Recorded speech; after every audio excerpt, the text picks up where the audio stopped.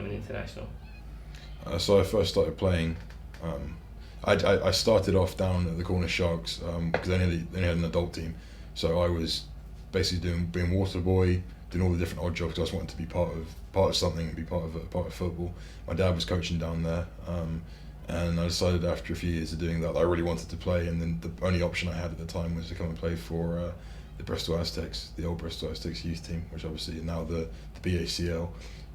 So I spent 2 years playing football with the Aztecs.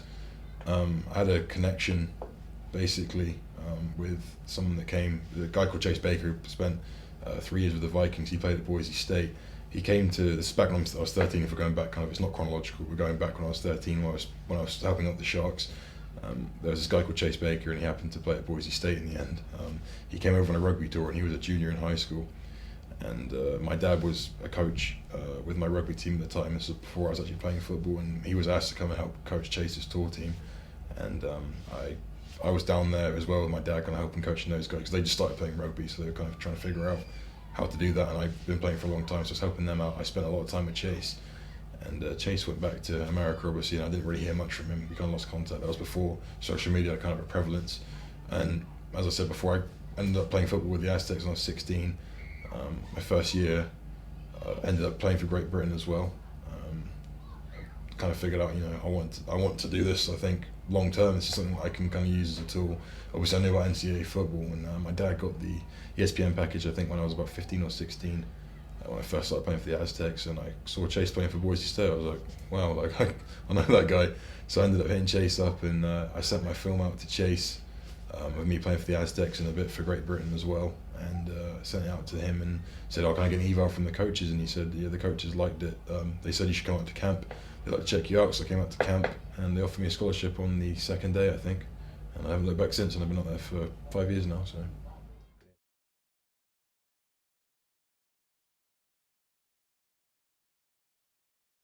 There's no way. I think I wouldn't be here without my dad at all. He laid down the foundations in me. Not most importantly before anything is how to be a good person, how to be a good man. That's the number one. If you don't do the right things as a person, you'll never get the opportunities athletically, because you have to have the foundations in your life to know the difference between right and wrong. And my parents, my mother as well, and my dad did a great job of making sure that I was a good person before everything else. And of course, from an athletic standpoint, my dad's played at the highest levels, and he's been there and done it, so he knows how to kind of set that framework for me. I knew from a young age, I knew that I only ever got what I worked for, and my dad had that kind of laid out for me, and I never was forced to ever do any extra work or do any work in the first place. He told me this is what the keys to success are, it's your choice whether you use them or not.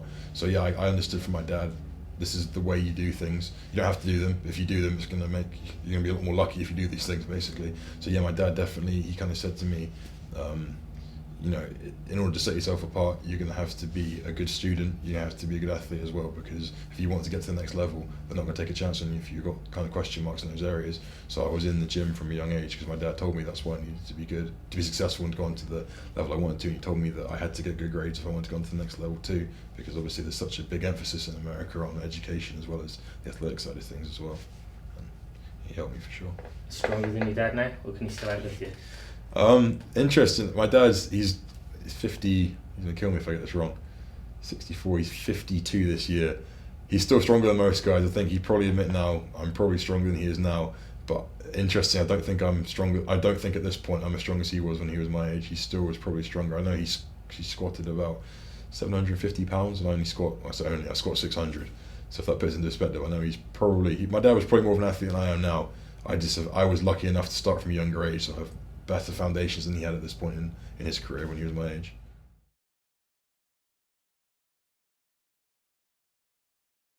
I think the education is going to be huge because, like I said, my dad laid down that foundation for me to kind of have a life outside of football. If I didn't have, like I said, my passion is cars, and that was kind of something that I picked up from a young age, and I kind of run with that. I focus a lot on that because you have to have. My degree's in communication, and something I'd like to do is probably get into marketing or sales to do with cars after football. Whether after football my career finishes in 7 months' time or 7 years' time, it's important to have your education and have something that you want to go with outside of football, because it gives you a drive it gives you something to work on after football, but it also gives you a drive to work on something during football. If I didn't have this idea that I wanted to get into sales and marketing at Carter's, I probably wouldn't have taken my education seriously, and that would have affected my football. I think it's really important to have a career path lined out and say, what do I need to do education-wise to get to that, and have other aspirations too, because I think any college that wants to take you, especially if they're looking at a guy from England and they're thinking, okay, well, this guy hasn't got the biggest pedigree, he hasn't got the best athletic skills, he has the aspirations, what else can he bring to our program? Can he bring, does he have a good GPA? What kind of person is he? That they're going to look at you probably more, it sounds kind of stupid, they're going to look at you more your outside of football stuff. So education is huge. You need to be a good student. You can't get by doing minimal effort. If you put minimal effort in, you'll get minimal results out. You have to be aspiring to be the best in your class and be the best at what you do.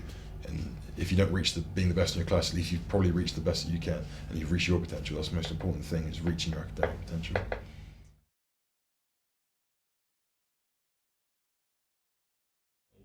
Yeah, I wear it on my wrist actually. I take it off right here, but this we get given these bands, and it says blue collar on them, and every guy on the team wears them, and that basically is our mantra: is blue collar. Blue collar means to us indomitable spirit. It means nothing can bring us down, and no one will work harder than us. Essentially, that's pretty much my connotation of it. Is that no one will work harder than me. That's the motto I go in with it. No one will work harder than my team.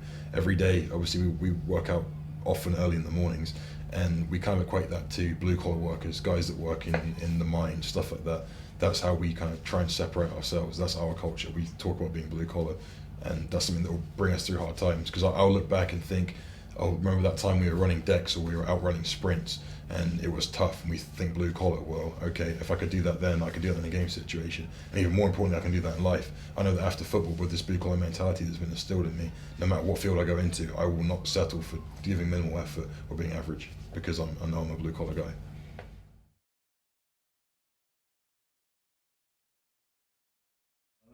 I think for me personally, I never really talk about the NFL. I might talk about it to my family or my dad. I might say, I'd like to do this next year, or maybe I'll train for that. For me, that's never been the main focus, because I know that in order for me to get to that point, my team has to do well. We have to do well. We have to, have a good season, and I'll get to that point if I work hard. For me personally, I think having made that jump from playing British youth football to college football, I think the jump from college to NFL, believe it or not, is actually harder, because it's taking a completely different aspect now. It's not just football. This is jobs, and you're going into one of the most competitive job markets in the world, where it's cutthroat. If you can't perform, you're not going to play. You need to be able to perform from the get-go. And although I'm considered a more polished college player now, I'm still raw to the NFL. The NFL will still say this guy's very raw. My 5 years at Boise State, at the time I've done, if I get to the point where I'll be in the NFL, be evaluated by an NFL guy, they're going to say, okay, he's athletic, but he's raw. I think the jump from if I'm fortunate enough to go from the NCAA to the NFL, that jump will be even more significant. You're going into, like I said, a competitive market where these guys are feeding their families. It's not just a case of like in their eyes, I'm a snotty-nosed college kid coming up to come and live out my dreams. I'm going to be competing for jobs and playing against guys that are trying to feed their families. You're jumping into a completely different game now. It's not just education, playing football for what we'd probably consider fun. You're now in a business. It's gone from being fun and a free education to you're in a business. And I think the jump, just to stay relevant in the NFL, not even to dominate, just to stay relevant and to keep your job, you have to work harder than you've probably ever worked in your life. And I think that jump's going to be huge if I am fortunate enough to get the opportunity.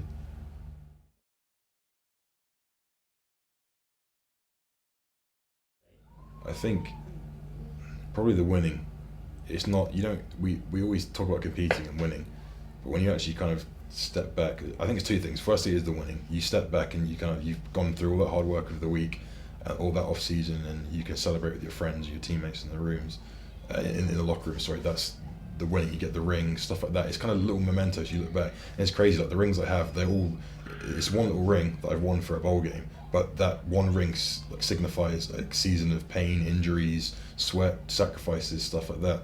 I think the second one, on a more selfish level, if you forget the team and the winning, is for that 3 hours on a Saturday evening, Friday evening, Thursday, whenever it is we're playing, you're the guy. Like, all eyes are on you. The whole town is looking at you. Millions of people, in our case, because we play games late in the evening. Most of the country on the East Coast will see us if we have like an 8-9 p.m. kickoff, or what is for them 10-11. There's nothing else on. And I think from a completely selfish standpoint, that was always what I aspired to be. And you don't really think about it, I don't think, so much when you're actually playing because you're so focused on doing right. But there's been some times where I step back when I've been in a game situation on the sideline when the offense is on maybe. I've looked back and thought, wow, like I'm really the focus of millions of people tonight. And that was what makes it rewarding. All that hard work, everything I've done to get to that point.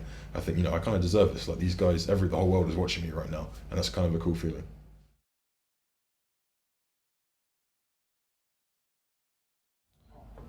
I think that there's been a few games, I played pretty good in the Fiesta Bowl. There's been a few games where I've had better games, I think, that I've played well. But the Fiesta Bowl was definitely a significant moment because I think after I broke through that sophomore season, I was really contributing and I kind of won a Fiesta Bowl. I realised, you've won a Fiesta Bowl. There's guys that are in the NFL Hall of Fame that have done the same kind of thing. There's guys that are in the NFL that have achieved the same things you've achieved. And I think it made me actualise my dreams and it made what used to be dreams become reality for me now. I've now seen, you've done the same things that other guys have done. So what's stopping me from kind of getting to that point? So I think the Fiesta Bowl was probably the most significant game. And it was satisfying too. I remember it was the last drive. I didn't really realise it until I watched it back on the film. It was the last drive of the game. There was, I think it was less than a minute on the clock, and they were firing long bombs after long bomb. And one of our corners was getting tired, and I remember we had one play called up where I ran a blitz. I was in part of a blitz pattern. I was kind of the main guy that was meant to come free, and I didn't come free the way that the offensive line blocked. And I remember I don't think I've ever been that tired in my entire life. And I remember just thinking everything kind of slowed down. It went to slow motion, and I saw the centre slide towards me, and it wasn't meant to come up that way. I just picked. I think this guy was like a all conference honours centre. I just picked him up and threw him into the QB, and our backside defensive end got a sack. I looked back on the film, and if we hadn't got that sack, the receiver was open and they may have scored, and if they scored they would have at least tied the game up. I think I look back on that being that most important game for me. That was one of the most significant moments for me. There's nothing more satisfying than walking off the field and being able to say I put everything into it. I literally laid my body on the line. There's nothing more I could have done. I think that game was one of those few games I think I can look back and think there's absolutely nothing I think I could have done that I could have done better in that situation.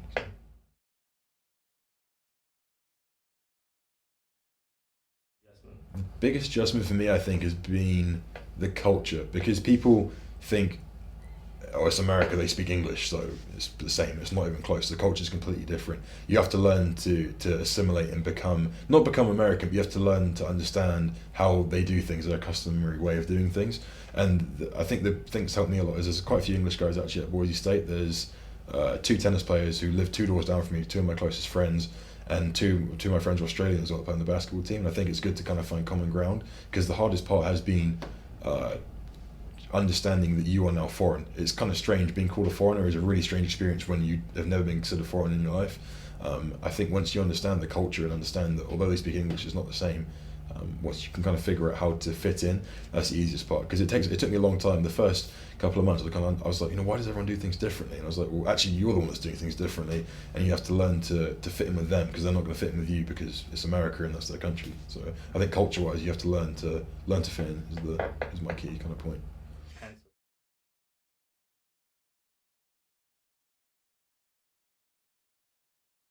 Yeah, it's not the same setup, but the concept is the same. The guys that played in the AASE League, I think that was when I played rugby, there was I think it was 10 teams we had in that setup, and I consider them maybe like the top 10 teams, top 25 in America for football, like American football. So yeah, I think guys shouldn't compare themselves to what they have here, because in all respect to British football the way it is, that it's not even close to American football. Like in America, it's not even close. So you should be comparing yourself to guys that are in the top 300 recruits in America. Maybe realistically you're not as good as those guys, but if you look to what they're doing and the way they do things and compare yourself to them, that's going to give you a much more realistic point of where you're going to be. Because I think every Division 1 football team has about 20 to 25 guys that they sign in each class. There's over 100 teams, so call that roughly, that's about 2,500 freshmen or thereabouts junior college guys come in every year. Where do you stack up in those Division 1s? Because if you don't stack up at the same as those guys, you should be looking at something more realistic, Division 2 through NAIA, something that fits in better with you. Because again, those guys that are competing for those scholarships and those sort of 2,500 are similar to those guys that are in the AASE leagues or the leagues back home. They're trying to compete for those the first time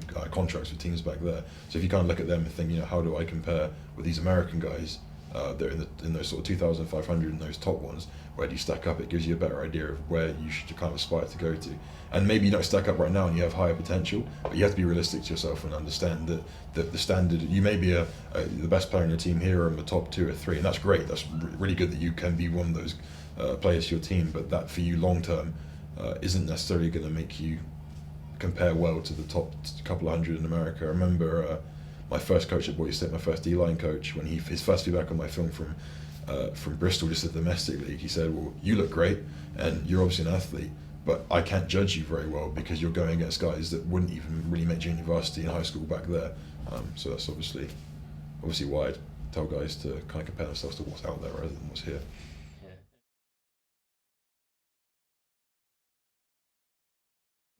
I think if you wanted to say, I've always said this to rugby guys, if this country had rugby players that took football more seriously, there's guys that are great rugby players that probably won't have much of a chance, or it's going to be a lot harder for them to break into the professional ranks because there's not as many teams to play for here that would be great football players if they could convert those skills. And I think there's a lot of guys I played with. I think Ivy Bridge, I think I sat down with my dad the other day, I think of 11 of the 15 starting guys play professional rugby at the Premiership or Championship now, which is, I would hazard to say we were probably the best. I think we were probably the best, what would be comparison to America high school team that in the last 20 plus years. I played with guys, I think 3 or 4 of the guys on my team now play for England, which is the full England team, which is unbelievable if you kind of look at the statistics. I think as far as guys that I played football with that could make out there definitely was guys, and I think they struggled because a few years ago there wasn't the kind of the connections in place that obviously the Pride have now and a lot of individuals have now that are in other organisations. They want the connections, it takes time. They didn't really know exactly where to go or what to do. I think that's what's great about the Pride is they now have that avenue where they can come in, everything's kind of set out and all it comes down to then is the hard work. I think there's a few guys maybe that came through the Pride a few years ago or in the very first couple of years, and guys I played with also for Great Britain and with the Aztecs, they just didn't have, they had the athletic ability, but it's either they didn't have the hard work, they didn't have the work ethic, or they didn't have the academics. You have to have all three. And I think a lot of those guys only had one or only had two, and that's what didn't work out for them. It wasn't necessarily that in some cases it wasn't always there. Some guys had it set up for them, they literally just had to do the work, and they for some reason thought that it was going to fall in place for them or someone else would do it, and those are the guys that end up blaming someone else. And I think those guys, if they had more about them to kind of take it on themselves and take ownership of their own lives rather than kind of thinking this can happen for them, they would have probably been successful.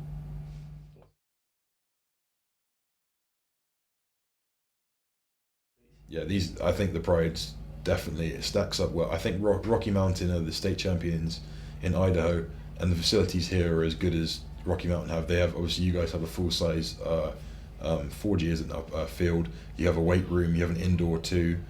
You have everything you need to be successful here that these guys at Rocky Mountain, for example, in Idaho have, and they're a 5A program. So that's 5A obviously in Idaho is the highest level you can get to, and I think the Pride have facilities as comparable to a 5A program. And I think, you know, if you want to kind of up your football and get to that level, I think this is a great place to kind of come and build those foundations to get out there. And what did you think of the kids that you saw today at practice? I was really surprised at how guys have come on athletically since I was here. I remember obviously I was part of the Aztecs program rather than it being the Pride the first year, and the guys are getting bigger for sure and stronger, and although they don't compare as well or favorably to the American kids, they definitely compare head and shoulders above what I was first with when I first came here. I think every year it's getting better and better and better, and it's really great to see. I think it sounds stupid, I'm only 23, but I kind of feel like a prideful kind of big brother, if that makes sense, because I'm seeing these guys get the opportunities that I wish that I had when I first was playing at their age. And I think it's great for me to see these guys really kind of get involved with football. They're taking it seriously, and it's nice to kind of see this progression, because I think for a long time youth football was stagnant in this country, and I think the Pride is taking it to levels it needs to get to. Thank you.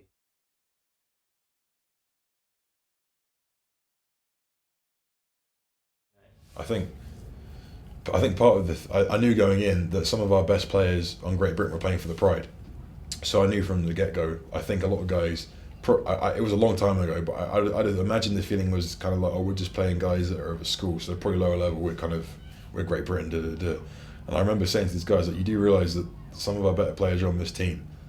So yeah, looking back, It was definitely fair, but I think our guys on the Great Britain team probably kind of thought, okay, there's not really, they've only got a few guys that are decent. But I kind of tried to explain to them that these guys, the guys that we have here, yeah, we got some good players on our team, for Great Britain, but the guys that we're going against, we've got some of our team members over there. They're the better guys because they do the things that a lot of the guys on Great Britain probably should have been doing more of, because obviously you have the weight room, you've got all the structures set up, they have your training, your running, all that kind of stuff. These are the better athletes that are on that side of the ball. So actually, guys, don't take us lightly, because our better players are probably over there right now. So yeah, I remember that. That wasn't, as captain of that day, was walked home with my tails between my leg a little bit. So.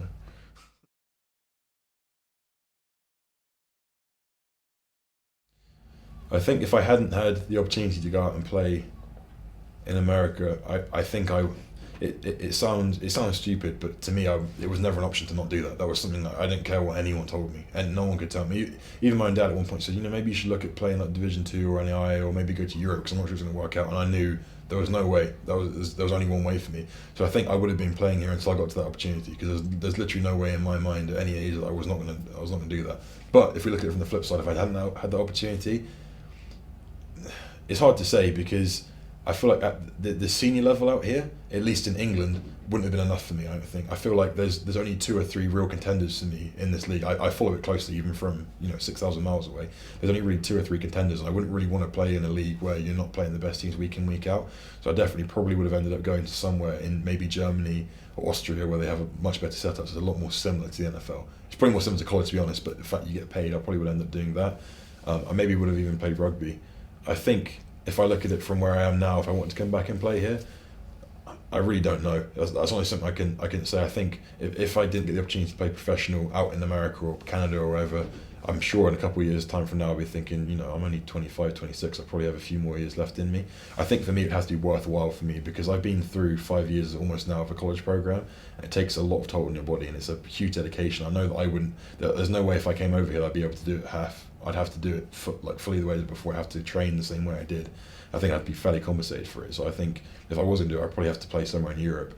But I've been, like I said before, my focus has kind of been on marketing and sales and kind of the car industry and that side of thing. That side of things. And I think I probably would be able to make more money for myself and have a longer career if I was to do that, and I was to put my body on the line every week playing out here. But like I said, I don't know. If it gets to the point in a few years' time, maybe, where I did play in the NFL, or I'm probably going to itch to play again. And I'm sure I could see myself playing 1 or 2 games back here, at least 1 or 2 for one team. I don't know what it would be, but I could see it happening one day.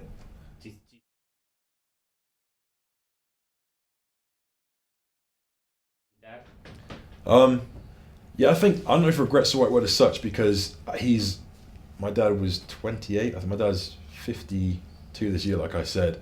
So he's a lot older than me. I think if I was to have stayed here and played at the age of 18 for a senior team, my dad still would have been into his sort of mid-40s. Although he's probably still in better shape than a lot of guys that are playing the Premiership right now. I think if the timing had been right and he'd been a little bit younger, I'd love to have played with him. That'd been great. But we were joking in the we had dinner on the weekend, and we were joking about who would have won one-on-one if he was, because obviously he played offensive line in college as well. He didn't just play defensive line.